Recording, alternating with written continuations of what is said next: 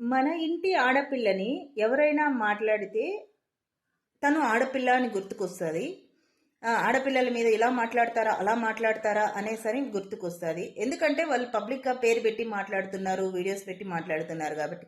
అదే మనం వేరే ఇంటి ఆడపిల్లల్ని ఇండైరెక్ట్గా సూటిపోటి మాటలతో మాట్లాడినప్పుడు మరి వాళ్ళ ఆడపిల్లలు కాదా? ఇండైరెక్ట్గా మాట్లాడితే ఆడపిల్లలు కాదు, డైరెక్ట్గా మాట్లాడితే ఆడపిల్లల? ఇది ఎక్కడి సోద్యం అండి? ఇది ఎక్కడి సోద్యం? కాస్త మనకు వయసు పెరగంగానే సరిపోదు, ఆలోచన కూడా పెరగాలి. ఒకటి, పబ్లిక్లో ఒక్కసారి ఏదైనా సరే పోస్ట్ చేసిన తర్వాత దాన్ని యాక్సెప్ట్ చేసే విధి విధానం మైండ్ సెట్ ఉంటేనే పెట్టుకోవాలి. లేకపోతే మేము పారిపోతాం, మేము ఇది చేస్తాం అది చేస్తాం అనేసని బెదిరింపులు, భయపెట్టడాలు. ఎవరు భయపడరు, ఎవరికెవరు? మీరు బెదిరించినంత మాత్రాన భయపడిపోవడానికి వాళ్ళు ఏమైనా మీ సొంత వాళ్ళ, లేకపోతే ఇంకొకటి ఏమైనా? ఇలాంటివి మీరు పబ్లిక్లో చెప్పుకోవడం వలన మీకే ఇదవుతుంది తప్పితే వేరే వాళ్ళకి కాదు. ఇది మీరు కూడా గ్రహించుకోండి. మనం ఒకరి గురించి, ఇప్పుడు మీరు ఎంతమంది గురించి మీరు ఇండైరెక్ట్గా మీరు ఛానల్స్లో వీడియోస్ పెట్టి పోస్ట్ చేశారు? మీరు ఇండైరెక్ట్గా పోస్ట్ చేశారు, వాళ్ళు డైరెక్ట్గా పోస్ట్ చేశారు, అంతే. ఇంకా వేరే తేడా ఏం లేదు. మైండ్లో ఒకటే ఉంటుంది ఎవరికైనా సరే, అంటే తెలివితేటలు.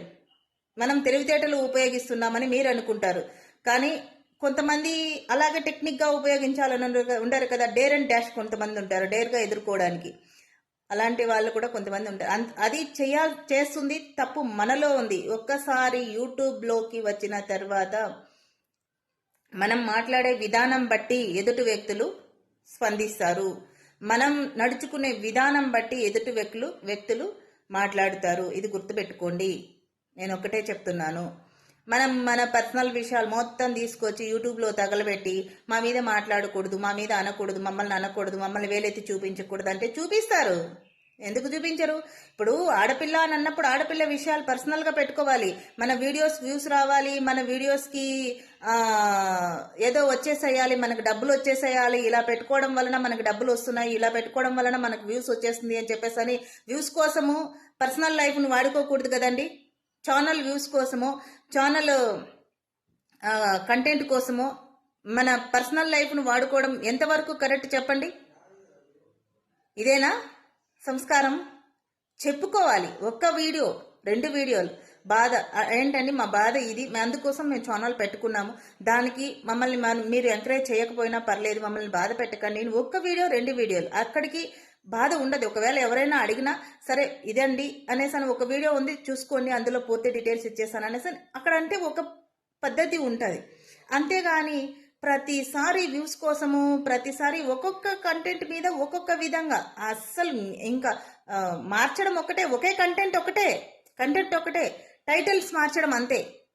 కంటెంట్ తిరిగేసి మళ్ళేసి తిరిగేసి దాన్నే చెప్పుకోవడం, దాన్ని అవసరమా అండి? అవసరమా? ఇప్పుడు ఎవరో మన ఇంటి ఆడపిల్లని పబ్లిక్లోకి తీసుకురాలేదు, మనమే మన ఇంటి ఆడపిల్లని పబ్లిక్లో పెట్టి మాట్లాడుతున్నాం. మన ఇంటి ఆడపిల్ల పరువును, మర్యాదను, తన భవిష్యత్తును, తనకు జరిగిన సిచ్యువేషన్స్ను అన్నింటినీ తీసుకొచ్చి మనమే వీధిలో పెట్టి మాట్లాడుతున్నప్పుడు ఇంకా బయట వాళ్ళు ఎందుకు మాట్లాడరండి? ఎందుకు మాట్లాడకూడదు? ఒకటి చెప్పండి. మనకు ఉండాలిగా కాస్త అయినా. మన ఛానల్ వ్యూసా ముఖ్యము? మన ఛానల్కి కంటెంట్లా ముఖ్యము? చెప్పండి. ఛానల్ కంటెంట్, ఛానల్ వ్యూస్ కాదండి ముఖ్యము. మీ ఆడపిల్ల అని అనుకున్నప్పుడు, మన అమ్మాయి అని మీరు భావించినప్పుడు తనకు సంబంధించిన కొన్ని విషయాలు జాగృత పరచుకోవడం ముఖ్యం. ఇది గుర్తుపెట్టుకోండి. మాట్లాడేయడం కాదు, ఏది పడితే అది కొటేషన్లు మార్చి పెట్టి రుద్దినట్టుగా 100 సార్లు చెప్పిందే తిరిగేసి మళ్ళేసి తిరిగేసి చెప్పడం కాదు.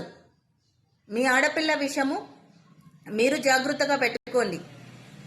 మీరు పబ్లిక్లోకి తీసుకోరాకండి. తన పరువును, తన మర్యాదను, తను పడిన బాధను మీరు పబ్లిక్లో తీసుకొచ్చి 100 వీడియోలు చేసి 100 రకాలుగా పోస్ట్ చేస్తే ఎవరో ఒకరు ఉంటారు ఇలాగ ఎదురుగిచ్చి మాట్లాడేవాళ్ళు. వాళ్ళకు మీరే అవకాశాన్ని కలిగించిన వాళ్ళు అవుతారు తప్పితే వాళ్ళు వచ్చి మిమ్మల్ని మాకు అవకాశం ఇవ్వండి మేము మాట్లాడతాము అని అనలేదు. ఆ అవకాశాన్ని ఇచ్చింది మొదటి వ్యక్తులు మీరు. ఆ అవకాశాన్ని తప్పని ఎప్పుడైతే మీరు భావిస్తారో, మీరిచ్చిన అవకాశమే మీరు చేసిన తప్పు అని భావిస్తారో అప్పుడు ఎవరైనా మీ జోలికి రాకుండా ఉంటారు. ఇది మాత్రం గ్రహించుకోండి. ఇది మీ మంచి కోసమే చెప్తున్నాను, నా కోసం కాదు. నాకు బాధ కలిగి చెప్తున్నాను. ఎవరైనా ఆడపిల్లల్ని మాట్లాడకూడదు. ఇదైతే నేను ఒప్పుకుంటాను. ఏదైనా ఉంటే ఎవరికైనా సమస్యలు ఉంటే వాళ్ళు ఎదుర్కొని తప్పితే ఆడపిల్లల వరకు వెళ్ళేసి వాళ్ళ పర్సనల్ లైఫ్ను ఇబ్బంది పెట్టకండి దయచేసి.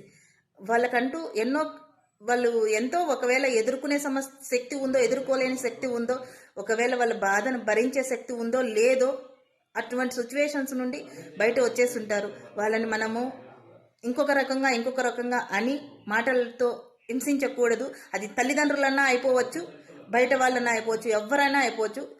వాళ్ళ మనసును బాధ పెట్టే రైట్స్ వాళ్ళకి లేవు. చేతనైతే సపోర్ట్ చేయండి, లేకపోతే మూసుకొని కూర్చోండి. అంతేగాని పబ్లిక్లో తీసుకొచ్చి వాళ్ళ లైఫ్ని ఇలా తగలబెట్టకండి. తల్లిదండ్రులు అయితే ఏమి, ఎవడైతే ఏంటి, సిగ్గు లేకుండా.